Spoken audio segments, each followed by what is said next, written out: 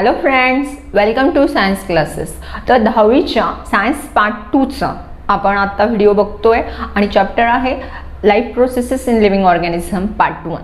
या चॅप्टरचा first video तुम्हाला link दिलेली आहे डिस्क्रिप्शन बॉक्समध्ये आणि या व्हिडिओमध्ये आपण इंट्रोडक्शनचे जे सुरुवातीचे कॅन यू रिकॉलचे क्वेश्चन्स होते आणि इन जनरल आपल्याला जी न्यूट्रिशनची माहिती होती ती आपण घेतली. तर आज पण आपण पेज नंबर 12वरच जो लास्ट लाईक क्वेश्चन आहे, what is respiration and how does it occur, हा खूप महत्त्वाचा प्रश्न आहे. कारण जो पुढचा टॉपिक आहे की energy production in living organism, त्यासाठी आपल्याला रेस्पिरेशन ही टर्म समजणंच गरजेचं आहे. आता त्यासाठी बघा आपण आधी समजून घेऊ की व्हॉट इज रेस्पिरेशन. आता रेस्पिरेशन बघा, रेस्पिरेशनला मराठीमध्ये स्पष्ट शब्द असतो श्वसन. रेस्पिरेशन म्हणजे काय? श्वसन. It is a characteristic of living organism. हे लिव्हिंग ऑर्गॅनिझमचं प्रत्येक सजीवाचं वैशिष्ट्य आहे. म्हणजे जगातला किंवा पूर्ण पृथ्वीवरचा प्रत्येक ऑर्गॅनिझम काय करतो? रेस्पिरेशन करतो. मग what is mean by respiration, याची ॲक्च्युली डेफिनेशन काय होते? तर रेस्पिरेशन म्हणजे आता एक सगळ्यांचं महत्त्वाचं कन्फ्युजन काय होतं की रेस्पिरेशन म्हणजे काय? Taking in oxygen and giving out carbon dioxide. Okay, आपल्याला सगळ्यांमध्ये ऑक्सिजन आत घेणं आणि कार्बन डायऑक्साईड बाहेर सोडणं म्हणजे आपण काय? रेस्पिरेशन. तर नाही, याला रेस्पिरेशन म्हणत नाही. ती रेस्पिरेशनची एक स्टेप आहे ज्याला आपण ब्रीदिंग म्हणतो. मग रेस्पिरेशन आणि breathing, what is difference between both of these process? या दोन प्रोसेसमध्ये काय डिफरन्स असू शकतो? तर आता ब्रीदिंगला मराठी शब्द असेल श्वासोच्छ्वास, बरोबर आहे. मग ब्रीदिंग म्हणजे काय आणि रेस्पिरेशन म्हणजे काय? आपण आधी डेफिनेशन बघू. बघा, रेस्पिरेशन म्हणजे release of energy. Release of energy by oxidation of simple food किंवा सिंपल ऑर्गॅनिक न्यूट्रियंट, किंवा आपण सोपा शब्द अजून पण कंपाऊंड, एक कंपाऊंड आहे लाईक ग्लुकोज. फक्त ग्लुकोज नाही पण दुसरे पण पदार्थ रेस्पिरेशनमध्ये वापरले जातात, यांना सबस्ट्रेट म्हणतात बघा, लाईक ग्लुकोज. मग release of energy by oxidation of simple organic compound like glucose is called respiration. याला आपण रेस्पिरेशन म्हणणार. हा जो शब्द आहे आपण हा नंतर डिटेलमध्ये बघणार आहोत. ऑक्सिडेशन जनरल टर्ममध्ये आपल्याला समजतं. ऑक्सिडेशन म्हणजे कॉम्बिनेशन किंवा कंपाऊंड विथ ऑक्सिजन. ओके, मग ब्रीदिंग म्हणजे काय? तर ब्रीदिंग ही एक मेकॅनिकल प्रोसेस, एक जस्ट फिजिकल प्रोसेस. काय होतं याच्यामध्ये? Exchange of gases like oxygen of gases, oxygen and carbon dioxide. म्हणजेच थोडक्यात आपण कसं लिहू शकतो की intake of oxygen, intake of oxygen from outside into the body and removal of carbon dioxide at the same time. आता through lungs पण लिहू शकतो आपण, पण एक लक्षात घ्या, थ्रू लंग्स का नाही लिहित? तर काही सगळ्या प्राण्यांना लंग्स नसतात. उदाहरणार्थ पायसेसचा जो क्लास आहे, मासे, त्यांना काही लंग्स नाही. म्हणून आपण at the same time in environment लिहू शकतो किंवा ॲटमॉस्फिअर लिहू शकतो. ओके, बाय मस्क्युलर मुवमेंट, हे मात्र महत्त्वाचं आहे. बाय मस्क्युलर मुवमेंट्स, मस्क्युलर मसल्सच्या मुवमेंट होतात आणि ह्या मुवमेंटमध्ये ऑक्सिजन शरीराच्या आत घेतला जातो, carbon dioxide at the same time बाहेर टाकला जातो. आता सगळ्यात महत्त्वाचं, ही एक biochemical process. This is a biochemical process. ही एक म्हणजे याला बायोलॉजी पण म्हणजे केमिस्ट्री आणि एन्झाईम्स सगळ्या गोष्टी लागतात. ही सजीवांमध्ये घडणारी एक केमिकल प्रोसेस आहे. This is a physical or mechanical process. Physical process ही सिंपल फिजिकल प्रोसेस असते. या प्रोसेसमध्ये काय होतं? Many enzymes are involved. खूप जास्त प्रमाणात एन्झाईम्स लागतात. Many enzymes are involved. आणि ब्रीदिंगमध्ये काय होतं, नो एन्झाईम्स. ब्रीदिंगला एन्झाईम्सची काही गरजच नाही. Breathing just physical processes, no enzymes. आता इथे महत्त्वाचा चौथा पॉईंट लक्षात घ्या की जे रेस्पिरेशन आहे, रेस्पिरेशनमध्ये एनर्जी जनरेट होते, एनर्जी इज रिलीज्ड.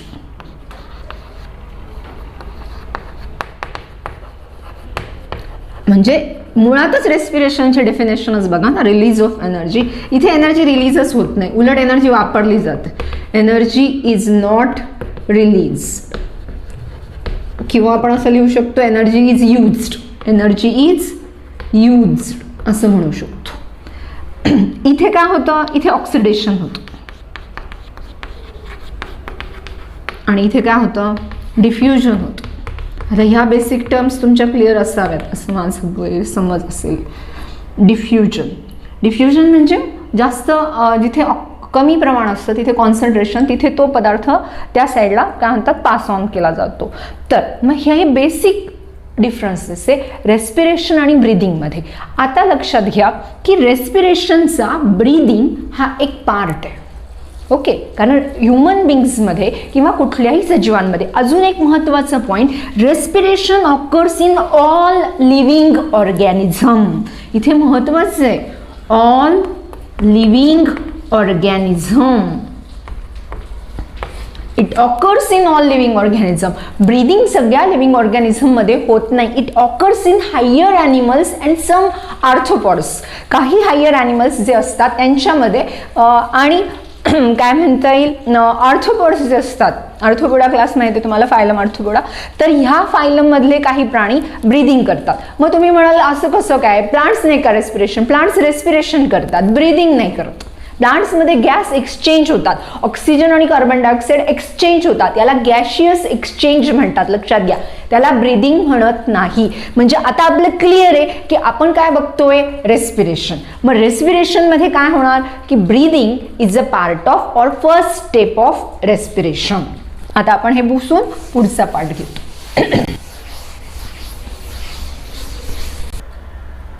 तर आपण रेस्पिरेशन बघितलं. आता रेस्पिरेशनची डेफिनेशन पण आपण बघितली की the process of release of energy through assimilated food. आता तुम्ही म्हणाल ग्लुकोज लिहिलं होतं, तर ॲसिमिलेटेड फूडमध्येच ग्लुकोज येणार आहे, जे कार्बोहायड्रेट्समधून सिम्पली काय होतं डायजेस्ट होतात कार्बोहायड्रेट्स आणि ग्लुकोज मिळतात. यामध्ये अमायनो ॲसिड्स आणि फॅटी ॲसिड्स पण येऊ शकतात, म्हणून इथे आपण ॲसिमिलेटेड फूड हा शब्द वापरला आहे. It is called as respiration. Respiration हे 3 स्टेप्समध्ये होतं, लक्षात घ्या. पहिलं जे रेस्पिरेशन असतं ते एक्सटर्नल रेस्पिरेशन. फर्स्ट स्टेप काय असते रेस्पिरेशनची, एक्सटर्नल रेस्पिरेशन. त्याच्यानंतर exchange of gases, exchange of gases किंवा गॅशियस एक्सचेंज पण म्हणू शकतो. आणि थर्ड सेल्युलर रेस्पिरेशन, ज्याला आपण इंटरनल रेस्पिरेशन पण म्हणू शकतो. तर आता बघा एक्सटर्नल रेस्पिरेशन जे आहे हे एक्सटर्नल रेस्पिरेशनलाच आपण ब्रीदिंग पण म्हणू शकतो. यामध्ये काय होतं, याच्या 2 प्रोसेस असतात. एक इनहेलेशन किंवा याला इन्स्पिरेशन पण म्हणतात, आणि 2 येणारे एक्झहेलेशन. इनहेलेशन आणि exhalation togetherly called as external respiration. या दोघांना एकत्ररित्या काय म्हणणार, एक्सटर्नल रेस्पिरेशन. मग इनहेलेशन म्हणजे काय, नॉस्ट्रिल्स थ्रू बघा, air is taken in, air containing काय, oxygen, air containing oxygen is taken in. ते आत घेतली जाते, लंग्समध्ये घेतली जाते, आणि ॲट द सेम टाइम बघा जेव्हा एअर कार्बन डायऑक्साईड असेल, मग ह्याच वेळेस जेव्हा आपण air is taken in the lungs, लंग्समध्ये पण येणार, किंवा आपण आता ह्युमन बिंगचाच विचार करतो इथे, हे लक्षात घ्या. इथे काय होणार एक्झहेलेशनमध्ये, air containing CO2, more CO2 comparatively जास्त प्रमाणात कार्बन डायऑक्साईड असेल, is given out through nostrils, through nostrils. या प्रोसेसेसमध्ये काय झालेलं असतं बघा, जेव्हा ऑक्सिजन कंटेनिंग एअर लंग्समध्ये येते त्याच वेळेस लंग्समध्ये कार्बन डायऑक्साईड जो आहे तो ब्लडमधून काय आलेला असतो, लंग्समध्ये आलेला असतो. मग लंग्समध्ये कार्बन डायऑक्साईड आलेला असतो आणि ऑक्सिजन काय घेतला जातो, ब्लडमध्ये घेतला जातो आणि कार्बन डायऑक्साईड लंग्समध्ये घेतला जातो. हाच कार्बन डायऑक्साईड एक्झिलेशनच्या वेळेस कुठे घेतला जातो, बाहेर टाकला जातो. ही प्युअरली मेकॅनिकल प्रोसेस आहे. यामध्ये जे आपल्या रिड्स असतात म्हणजे बरगड्या आणि जो डायफ्रॅम असतो, पडदा असतो, ज्याला छातीचा जो छाती आणि पोट यांच्यामध्ये एक पातळ पडदा असतो, हा पडदा याच्यासाठी खूप महत्त्वाचा असतो. या दोघांच्या आणि पूर्ण मसल्सच्या साहाय्याने हे एक्सटर्नल रेस्पिरेशन कॅरी केलं जातं. तर आता दुसरी प्रोसेस एक्सचेंज ऑफ गॅसेस. मग इथे गॅसियस एक्सचेंज म्हणजे काय, आता मघाशी सांगितल्याप्रमाणे ऑक्सिजन कुठे द्यायचं आहे तुम्हाला, ऑक्सिजन सगळ्या सेल्सला पोहोचवायचा आहे. मग ह्या प्रोसेसमध्ये काय घेतलं जातं बघा, लंग्सच्या ज्या वॉल्स असतात तिथे पण आता आपल्याला ही सिस्टीम आधी बघायला लागेल. पण ऑक्सिजन घेऊ आपण, oxygen from lungs enters in the blood capillaries किंवा in the blood through capillary walls, through walls of capillaries, capillary walls, and carbon dioxide is given into the lungs, enter into the lungs. एवढंच महत्वाचं. म्हणजे इथे काय घेतलं जातं बघा, काय होतं, ऑक्सिजन कुठे जातो, ब्लडमध्ये, आणि कार्बन डायऑक्साईड काय होतो, ब्लडमधला आउट होतो. नीट बघा, ऑक्सिजन एंटर होतो ब्लडमध्ये आणि कार्बन डायऑक्साईड आउट होतो, एक्झिट होतो ब्लडमधून कुठे, लंग्समध्ये.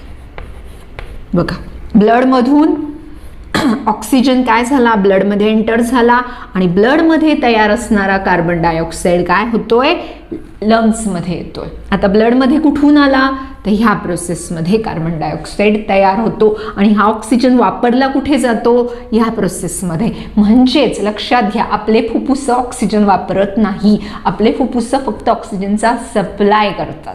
मग आता सेल्युलर रेस्पिरेशन कुठे घडणार, अर्थात in each and every cell, in each and every cell oxygen food, आपण त्याला ग्लुकोज म्हणू, त्याला सबस्ट्रेट असा एक शब्द असतो.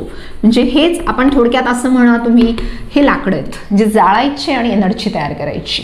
मग आता आपण इथे सबस्ट्रेट घेऊ. ग्लुकोज किंवा सबस्ट्रेट इज स्लोली बर्न, तो जाळला जातो, ज्याला एकदम क्लिअर कट शब्द असतो ऑक्सिडाइज्ड. ऑक्सिडायझेशन म्हणजे काय, बर्निंग, जाळले जातात ग्लुकोज. आणि काय करायचं, to release energy in the form of ATP. कशाच्या फॉर्ममध्ये, ATP, ॲडिनोसाइन ट्रायफॉस्फेट. याविषयी आपण नंतर बघणार आहोत म्हणून आता इथे डिटेल नाही घेते.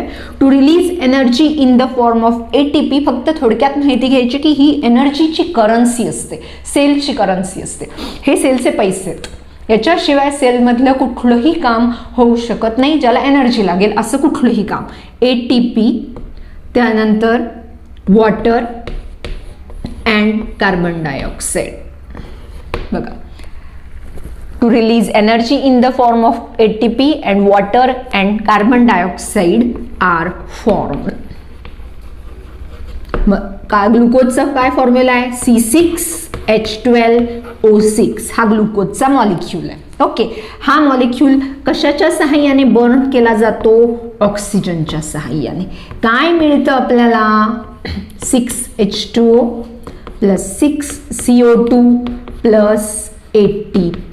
आता बऱ्याच याच्यात 38 ATP मॉलिक्युल्स देतात, पण मी इथे नाही लिहित 38 ATP कारण काय होतं, इथे समजा 38 ATP लिहिलं तर मग बरेच प्रश्न आहे, एवढे 38 आले कुठून, कसे आले, कारण ते सेल्युलर रेस्पिरेशनच्या प्रोसेसमध्ये ATP मॉलिक्यूल तयार होतात. काही ठिकाणी 36 देतात, म्हणून मी फक्त ATP लिहिते. जर ऑक्सिजन वापरून असेल तर ऑक्सिजन न वापरता पण सेल्युलर रेस्पिरेशन होतं, हे लक्षात घ्या. मग आता आपल्याला 3 स्टेप कळाल. काय काय, की रेस्पिरेशन 3 स्टेप्समध्ये होतं. काही काही वेळेस डायरेक्ट ही स्टेप स्किप केली जाते, डायरेक्ट गॅसेस एक्सचेंज होतात काही प्राण्यांमध्ये. उदाहरणार्थ वनस्पतींमध्ये, पाण्यात राहणारे अगदी बेसिक लेवलचे प्राणी असतील त्यांच्यामध्ये, सेल्युलर ज्या सेल्स असतात एकपेशीय सजीवांमध्ये, मायक्रो ऑर्गॅनिझममध्ये ही प्रोसेसची गरजच नाही. पण हायर ॲनिमल्समध्ये ब्रीदिंग गरजेचे, कारण त्यांना हवेतला किंवा पाण्यातला ऑक्सिजन शरीराच्या आत घ्यावा लागतो. मग हा ऑक्सिजन ब्लडमधून काय होतं, त्यांचं एक्सचेंज होतं. आणि सगळ्यात शेवटी ज्या गोष्टीसाठी आपण हे सगळं करतोय, म्हणजे आपण मुळात ऑक्सिजन आतच कशासाठी घेतो, तर सेल्युलर रेस्पिरेशन घडण्यासाठी. सेल्युलर रेस्पिरेशन कशासाठी करायचं असतं, तर हा मॉलिक्यूल मिळवण्यासाठी, ATP मिळवायचं आहे आपल्याला. काय मिळवायचं आहे, ह्या दोघांची नाही आहे गरज आपल्याला याची गरज आहे ATPची. कशासाठी ATP, तर आपण करत असलेलं प्रत्येक काम हा मॉलिक्यूल करतो. अगदी लक्षात घ्या, दिवसातून 50-60 हजार विचार येतात आपल्या डोक्यामध्ये. आपली बॉडी कंट्रोल करते, टेम्परेचर कंट्रोल करते आपली बॉडी. हे सगळं, या प्रत्येक गोष्टीसाठी आपल्याला एनर्जी लागते. ही एनर्जी आपली बॉडी कशातून मिळवते, ATPतून. ATP कशातून मिळतो, सेल्युलर रेस्पिरेशनमधून. सेल्युलर रेस्पिरेशनला लागतं काय, ग्लुकोज, जो आपण बघितला डायजेस्टिव्ह सिस्टीम मधून आणि सर्क्युलेटरी सिस्टीम मधून तो ब्लडमध्ये आला. मग ग्लुकोज मिळाला, पण ऑक्सिजन कुठून मिळतो, तर एक्सचेंज ऑफ गॅसेस आणि एक्सटर्नल रेस्पिरेशन थ्रू. म्हणजे या 3 प्रोसेस एकत्र होतात, त्याला आपण म्हणणार रेस्पिरेशन. हे लक्षात घ्या. आता रेस्पिरेशनसाठी महत्त्वाचे आहे तो म्हणजे ह्युमन रेस्पिरेटरी सिस्टीमचा अभ्यास. मग आता आपण हे सगळं झालंय, आता आपण लास्ट टॉपिक आहे ह्युमन रेस्पिरेटरी सिस्टम.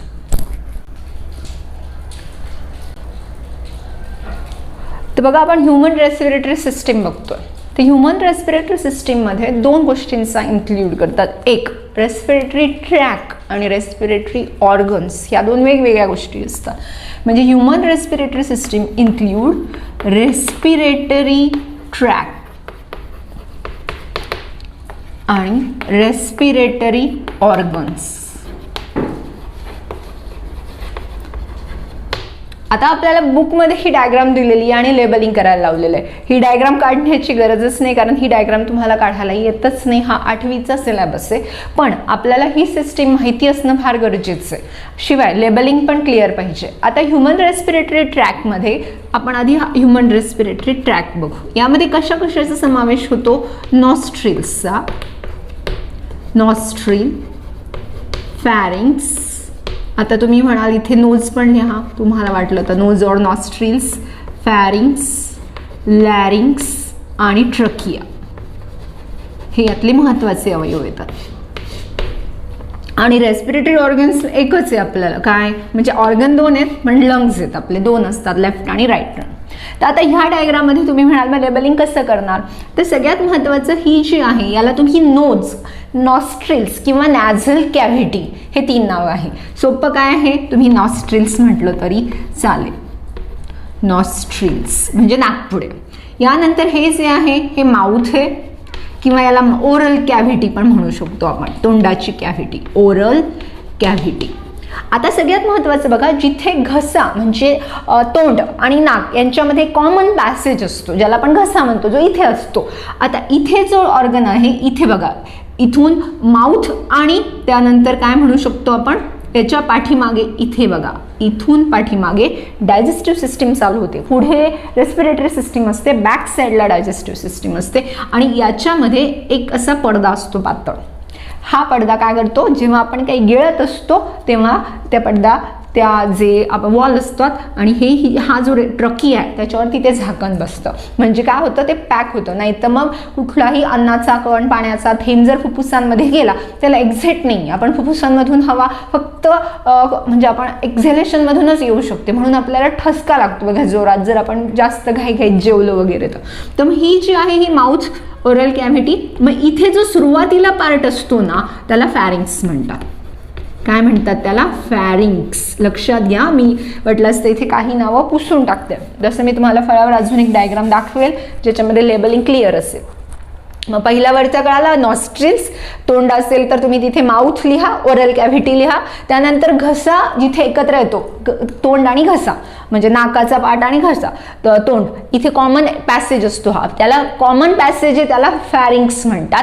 आणि इथे जो पुढे भाग असतो बघा त्याला लॅरिंग्स म्हणतात, स्वरयंत्र. काय म्हणतात त्याला, लॅरिंक्स. लॅरिंक्स म्हणजे काय? स्वरयंत्र. आता हा जो लॅरिंक्स आहे इथे खाली ट्रकिया असतो, ज्याला आपण म्हणणार विंड पाईप. ट्रकिया किंवा काय म्हणणार त्याला? Wind pipe. कॉमन हवा जाण्यासाठीचा श्वासनलिका मराठीमध्ये. तर हा जो विंड पाईप आहे, आपल्याला 2 लंग्स असतात, राईट साईडला एक आणि लेफ्ट साईडला एक. लेफ्ट साईडचं लंग थोडंसं छोटं असणार, कारण तुम्हाला माहिती आहे लेफ्ट साईडला काय आहे? हार्ट आहे, बरोबर आहे. मग हे जे आहे हे काय आहे? हे आहे लंग. आता एकच आहे, हे येईल बघा. आता तुमचा विचार केला तर हे येईल राईट लंग, हे येईल लेफ्ट लंग. ओके. मग आता हे जे लंग्स आहे, ह्या लंग्समध्ये हा विंड पाईप बायफर्केट होतो, डिव्हाइड होतो एकदम 2 पार्ट्समध्ये. मग हे जे पार्ट आहे याला म्हणणार ब्रॉन्कस. काय म्हणणार? ब्रॉन्कस. BRON, ब्रॉन्कस. आणि ह्या ब्रॉन्काय परत डिवाइड होतात, सब डिवाइड होतात. आणि आता इथे नीट बघा, समजा ही मेजर ब्रॉन्कस आहे. मेजर ब्रॉन्कस म्हणजे राईट मेजर ब्रॉन्कस, लेफ्ट मेजर ब्रॉन्कस, ज्या लंग्समध्ये श्वासनलिकेच्या 2 मेजर डायव्हर्जन्स किंवा पाईपलाईन्स जातात असं म्हणा तुम्ही, त्यांना आपण काय म्हणणार? मेजर ब्रॉन्कस. मग ही जी मेजर ब्रॉन्कस आहे बघा, या परत अशा डिवाइड होतात, म्हणजे परत 2 मध्ये डिवाइड झाल्या, परत ह्या असं परत 2 मध्ये डिवाइड होतात. मग ह्या परत अशा प्रकारे ह्या सरळ सरळ काय होत राहतात? डिवाइड आणि सब डिवाइड, डिवाइड सब डिवाइड असं करत करत एकदम फाईनली नंतर काय होतात? त्या द्राक्षांच्या घडांसारख्या अशा काय होत जातात? त्या डिवाइड होत जातात. अशा ह्या डिवाइड झाल्या की सगळ्यात शेवटचा समजा हा जो आहे, ही सगळ्यात शेवटची लाईन आहे, हिच्या खाली एक पातळ असा बलून सारखं काय असतं? एक स्ट्रक्चर असतं. काय असतं? या जेव्हा सब डिवाइड होतात तेव्हा आणि एक द्राक्षांच्या घडासारखा फील येतो. तुम्हाला मी डायग्राम आता फळावर दिसतील सगळ्या, तोपर्यंत आधी समजून घेऊ. मग हे जे आहे याला म्हणणार अल्व्हिओलस.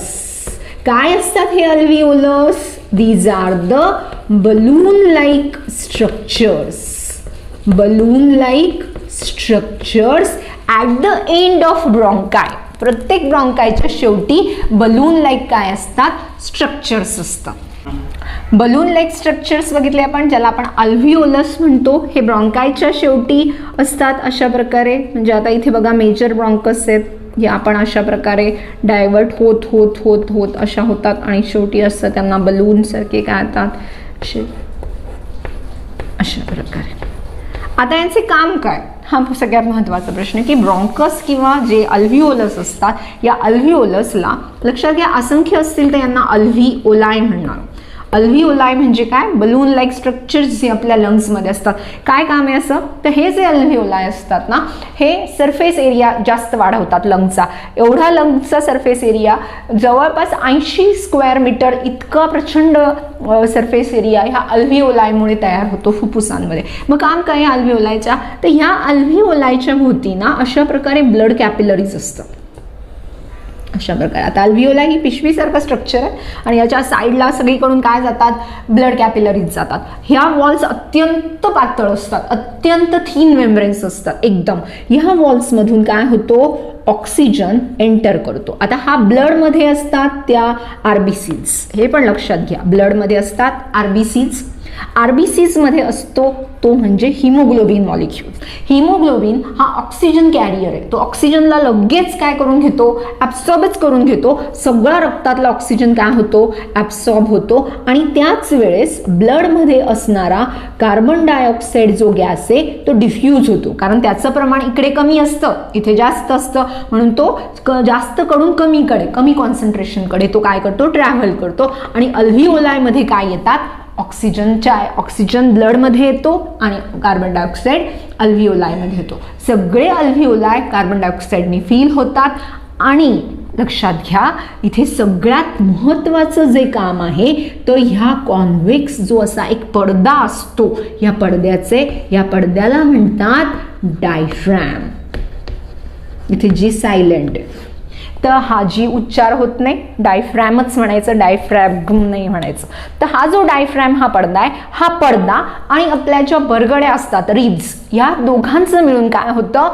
खूप जास्त प्रमाणात काय होतं म्हणण्यापेक्षा यांच्या मुवमेंटमुळे आपल्याला रेस्पिरेशन म्हणण्यापेक्षा ब्रीदिंग होतं. कसं होतं तर बघा, आता जेव्हा आपण नॉर्मली काय होतं, रिब्स पुढे येतात, रिब्सचं व्हॉल्यूम म्हणजे पुढे जातात, हा जो पडदा आहे हा खाली ढकलला जातो आणि मग व्हॉल्यूम वाढतं.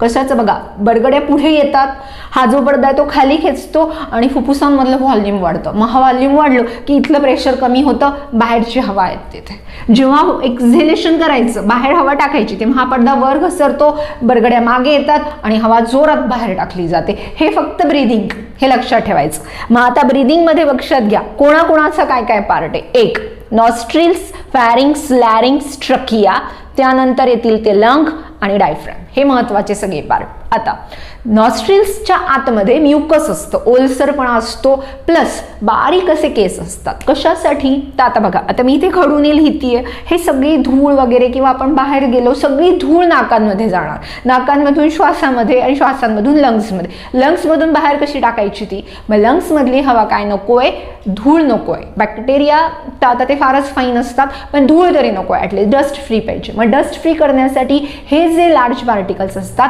ते त्या म्युकसला चिटकतात आणि त्या हेअरमध्ये ते ट्रॅप होतात. प्लस म्युकसमुळे तो जो ट्रॅक आहे तो खराब नाही होत, नाही तर सारखी हवा जाऊन जाऊन तो ट्रॅक काय होईल, खराब होईल, त्याला तडे जातील आणि पूर्ण रेस्पिरेटरी सिस्टीम डॅमेज होईल. म्हणून हे जे फाईन हेअर असतात, हे फाईन हेअर प्लस म्युकस काय करतात, त्या ट्रॅप करतात त्या धुळीला किंवा इतर जे पार्टिकल्स असतात त्यांना, प्लस ती एअर वॉर्म केली जाते थोडीशी बॉडी टेम्परेचरला मॅच करण्यासाठी. मग त्यानंतर हवा नॉस्ट्रिल्स थ्रू फॅरिंग्समध्ये येते, फॅरिंग्समधून लॅरिंग्सवर यंत्र बघा, त्यामुळे आपण बोलू पण शकतोय. लॅरिंग्समधून मग ती लॅरिंग्समधून विंड पाईपमध्ये म्हणजे ट्रकियामध्ये एंटर करते.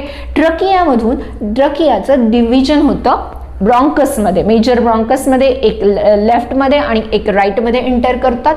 हे जे ब्रॉन्कस असतात, हे ब्रॉन्कस काय करतात, पुढे डिव्हाइड आणि रिडिव्हाइड होतात आणि त्यांच्यात सगळ्यात शेवटी छोटे छोटे बलूनसारखे स्ट्रक्चर्स येतात ज्यांना आपण अल्व्हिओलाय म्हणणार. हे जे अल्व्हिओलाय आहे, हे अल्व्हिओलायमध्ये ॲक्च्युली काय होतं, गॅशियस एक्सचेंज होतो. म्हणजे हे ॲक्च्युली रेस्पिरेशन ब्रीदिंगचं काम करतात.